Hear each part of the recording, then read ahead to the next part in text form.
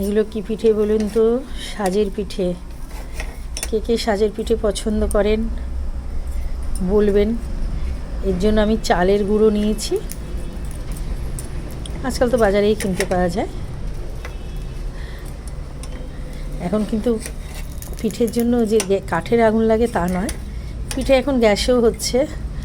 এই যে গ্যাসের সাজও আছে, গ্যাসের সাজও বেরিয়ে গেছে। এখন পিঠে খাওয়ার আর কোনো অসুবিধা নেই। যেই পিঠেটা হচ্ছে সেটা কিন্তু এমনি উল্টে যাচ্ছে, আর যেটা একটু কাঁচা রয়েছে সেটা কিন্তু উল্টোচ্ছে না। এই দেখুন সাদা সাদা অটোমেটিক উল্টে যাচ্ছে।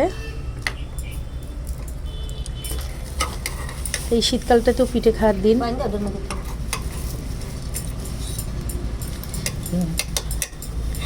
তো পিঠে আমার রেডি।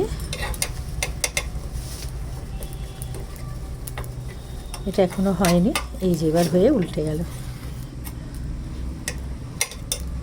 এইভাবে প্রথমে এইভাবে দিলাম, পরে আবার গোলাগুলো দিয়েছি, পরে আবার পিঠেগুলো উল্টে 2-5 মিনিট উল্টে তারপর আবার নামিয়ে নেব। পিঠের রেসিপিটা ভালো লাগলে লাইক করবে।